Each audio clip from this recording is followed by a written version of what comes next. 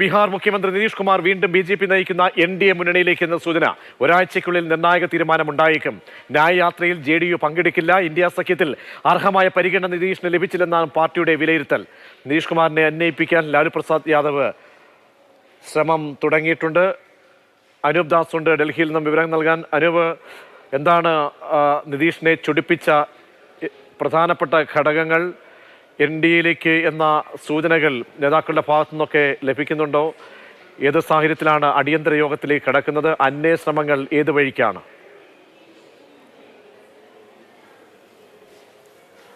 ബീഹാറിൽ എൻ.ഡി.എയിൽ നിന്ന് പുറത്തു വന്ന ശേഷം നിതീഷ് കുമാറും ലാലു പ്രസാദ് യാദവും കൂടി ഡൽഹിയിൽ വന്ന് സോണിയാഗാന്ധിയെ കണ്ടാണ് ഇന്ത്യ സഖ്യം എന്ന നിലയിൽ ബി.ജെ.പിക്കെതിരെ പൊതുവായ ഒരു പ്ലാറ്റ്ഫോം ഉണ്ടാക്കാനുള്ള ശ്രമങ്ങൾക്ക് തുടക്കം കുറിച്ചത്.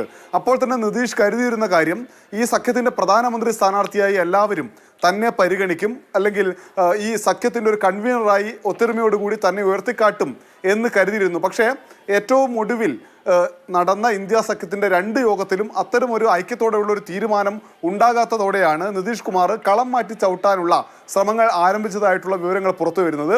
ഏറ്റവും ഒടുവിൽ എല്ലാവരും ഡൽഹിയിൽ വന്ന് നടന്ന യോഗത്തിൽ വെച്ച് DMK അംഗങ്ങളോട്, DMKയുടെ പ്രധാനപ്പെട്ട നേതാക്കളോട് നിതീഷ് കുമാർ ദേഷ്യത്തോടു കൂടി പെരുമാറിയിരുന്നു.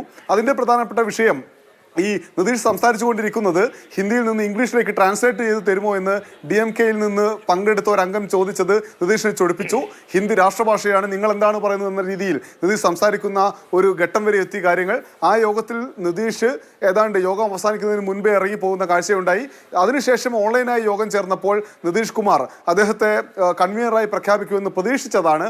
പക്ഷേ ആ സമയത്ത് CPM general secretary Sitaram Yechury അദ്ദേഹത്തിൻ്റെ പേര് പറഞ്ഞെങ്കിലും വലിയ പിന്തുണ യോഗത്തിൽ നിന്ന് ലഭിക്കാത്തതിനാൽ താൻ ഈ സ്ഥാനത്തേക്കില്ല എന്ന് നിതീഷ് കുമാർ പറയുന്ന ഘട്ടം വരെ കാര്യം എത്തുകയും ചെയ്തു. അതിനുശേഷമാണ് ഇപ്പോൾ ഏറ്റവും ഒടുവിൽ BJPയുമായി ചില ചർച്ചകൾ നിതീഷ് തുടങ്ങി എന്ന വാർത്തകൾ പുറത്തു വരുന്നത്.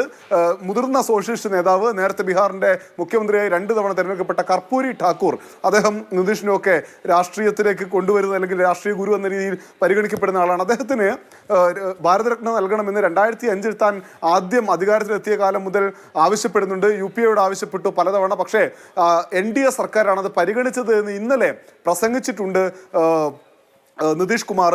വലിയ നന്ദി മോദി സർക്കാരിനോട് ഞാനത് പ്രകടിപ്പിക്കുന്നു എന്നും പറഞ്ഞിരുന്നു. ഇത് ഈ ഭാരതരത്ന പ്രഖ്യാപനവും അതിനുശേഷമുള്ള മറ്റു ചില നടപടികളുമെല്ലാം നിതീഷ് NDAയിലേക്ക് പോകുന്നതിൻ്റെ സൂചനയായി വിലയിരുത്തപ്പെടുന്നുണ്ട്. എന്തായാലും ഒരാഴ്ചക്കകം ഇക്കാര്യത്തിലൊരു തീരുമാനം നിതീഷിന്റെ പാർട്ടിയായ JDU എടുക്കുമെന്നാണ് ഇപ്പോൾ ലഭിക്കുന്ന വിവരം.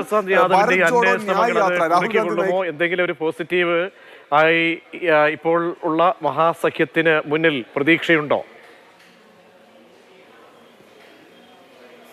ലാലു പ്രസാദ് യാദവും നിതീഷും തമ്മിലുള്ള ബന്ധം അടുത്ത ബന്ധമാണ്, വർഷങ്ങൾ നീണ്ട ബന്ധമാണ്. പക്ഷേ അതേസമയം തന്നെ അവർ തമ്മിലുള്ള വൈരവും നമ്മളൊക്കെ ചർച്ച ചെയ്തതുമാണ്. അതുകൊണ്ട് തന്നെ ഈ അവസാനഘട്ട ഒരു അനുനയ ശ്രമമാണ് ഇപ്പോൾ നടക്കുന്നതെന്ന് മനസ്സിലാക്കാൻ കഴിയുന്നു. അല്പസമയം മുൻപാണ് ലാലു പ്രസാദ് യാദവ് വിളിച്ചു എന്ന വിവരം മാത്രമേ പുറത്തു വന്നിട്ടുള്ളൂ. അനുനയ ശ്രമമാണ് എന്ന വാർത്ത മാത്രമേ പുറത്തു വന്നിട്ടുള്ളൂ. അവരുടെ സംസാരത്തിൻ്റെ കൂടുതൽ വിശദാംശങ്ങൾ പുറത്തു വന്നിട്ടില്ല.